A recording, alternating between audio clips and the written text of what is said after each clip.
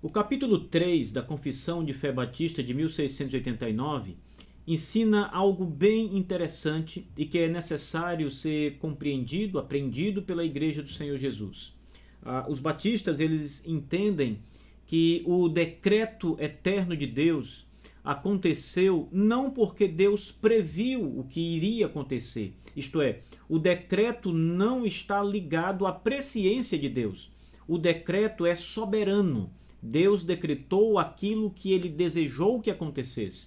O capítulo 3, sobre os decretos de Deus, no segundo parágrafo, diz o seguinte: embora Deus conheça tudo o que possa ou venha a ocorrer sobre todas as circunstâncias imagináveis, ainda assim ele não decretou qualquer coisa porque ele a previu como futura, ou como aquilo que poderia ocorrer em tais condições. Até aqui. Esse segundo parágrafo do terceiro capítulo, ele vai ensinar exatamente isso, que o decreto de Deus não está ligado ao conhecimento de Deus. O decreto de Deus não depende das condições previstas ou possíveis em determinados atos ou fatos que iriam acontecer na história. O decreto de Deus também não está ligado de forma alguma ao conhecimento futuro de Deus, isto é, a sua onisciência. Não é pelo fato de Deus ser onisciente e de Deus saber todas as coisas que vão acontecer que ele decretou aquilo que vai acontecer. Na realidade, isso seria até um contraditório, porque Deus decretar algo porque ele sabe que aquilo vai acontecer, parece que atropela a própria ideia de decreto de Deus. Se vai acontecer, o decreto veio primeiro. Vai acontecer porque Deus decretou que aquilo venha a acontecer na história. Mas vejamos o que diz o texto do parágrafo 2 e vamos tentar falar um pouco sobre esse texto de modo mais sucinto, mais minucioso, na verdade. Embora Deus conheça tudo o que possa ou venha a ocorrer. Ora, essa primeira declaração da confissão, ela é muito clara em mostrar que Deus é onisciente. Deus sabe tudo que vai acontecer ou que poderia acontecer em qualquer circunstância. Embora Deus conheça tudo o que possa ou venha a ocorrer, isto é, Deus conhece todas as possibilidades, tudo que poderá acontecer, o que poderia acontecer, embora Deus conheça tudo que de fato vai acontecer, tudo que de fato acontecerá na história. Note que a construção inicial começa com a palavra embora. Isso já nos traz a ideia de que não é por causa disso que Deus decretou as coisas que irão acontecer na história.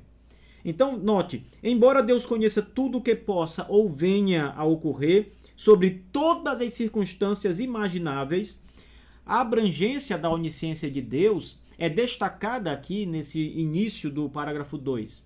Em todas as circunstâncias possíveis, imagináveis, Deus sabe exatamente tudo o que poderia acontecer. Ora, isso abrange um leque de possibilidades infinitas. Então Deus sabe tudo que poderia, todas as possíveis conexões, possíveis fatos que poderiam acontecer diante de determinada circunstância. Mas o decreto não está ligado a essas possibilidades. O decreto eterno de Deus nada tem a ver com as questões ou circunstâncias imagináveis. Não é por Deus saber tudo o que poderia acontecer que Deus vai escolher algo daquilo e fazer com que aquilo aconteça, determinar, decretar que aquilo aconteça. O decreto não está ligado a isso. A onisciência, sim.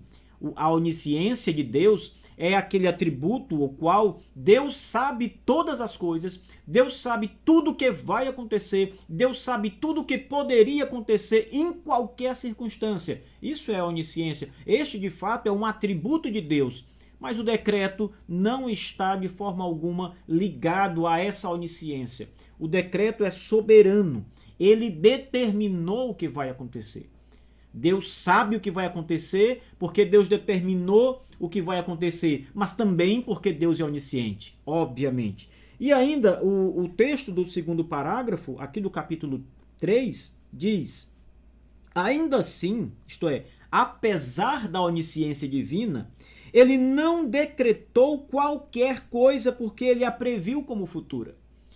Olha, isso é muito importante porque esse é exatamente o equívoco que muitas pessoas cometem no nosso tempo, muitos teólogos cometem no nosso tempo. Achar que Deus sabe o que vai acontecer porque ele conhece o futuro. Aliás, que Deus determinou o que vai acontecer porque ele conhece o futuro. Inclusive, muitas pessoas dizem que Deus escolheu tal pessoa para a salvação porque Deus viu no futuro, pela sua onisciência, que aquele indivíduo iria confessar a Jesus Cristo como seu Salvador. E pelo fato de Deus ter visto o futuro e viu aquela pessoa se entregando a Cristo, Deus determinou a salvação dela. Então, isso não é decreto? Que tipo de decreto é esse? Que tipo de poder soberano é esse que leva a Deus a decretar algo só porque ele sabe que aquilo vai acontecer? O caminho é inverso, na verdade. Soberanamente Deus decretou que tal indivíduo creia em Jesus Cristo no tempo determinado, no lugar determinado, no momento determinado. E ele sabe de todas essas coisas, óbvio, porque ele é onisciente, mas o decreto é soberano, o decreto não está, ele não deve nada à onisciência divina. O decreto não está subordinado à onisciência divina. Pelo contrário, o decreto está soberanamente determinado por Deus. Tudo o que vai acontecer, não apenas questões relacionadas à salvação, mas todas as coisas, tudo, simplesmente tudo que vai acontecer está determinado por Deus, e essa determinação ela não está subordinada à onisciência divina. Não é porque Deus é onisciente e sabe o futuro que ele determinou que o futuro seja como ele viu. Não. O decreto é soberano. Ele não decretou qualquer coisa porque ele a previu como futura, ou como aquilo que poderia ocorrer em tais circunstâncias. Isto é, diante de determinadas circunstâncias que Deus oniscientemente viu que iriam acontecer, ele então, pela sua onisciência, conhecia todas as circunstâncias possíveis que seriam geradas a partir daqueles acontecimentos. Deus conhecia todas as possibilidades e então ele determinou o que vai acontecer porque viu as possibilidades. Não. Não é essa a doutrina dos decretos de Deus. A doutrina dos decretos de Deus diz que Deus soberanamente, no seu poder, na sua majestade, como Rei Supremo do Universo, ele determinou, ele escreveu a história, ele criou a história, ele estabeleceu todos os fatos no seu decreto, determinou que tudo aconteça de fato como ele quer que aconteça, não porque viu no futuro, mas porque ele quer que assim seja. Então, não é porque Deus viu o futuro que o futuro vai acontecer como ele viu. Não é porque Deus viu as possibilidades possíveis em decorrência de tais circunstâncias que ele escolheu algumas das possibilidades, uma das possibilidades para que aconteça. Não. Tudo no decreto é soberano. Deus, na sua glória, no seu poder, com a sua autoridade, na sua majestade como Criador e Senhor, determinou tudo o que vai acontecer. É verdade que ele é onisciente. Isso é verdade.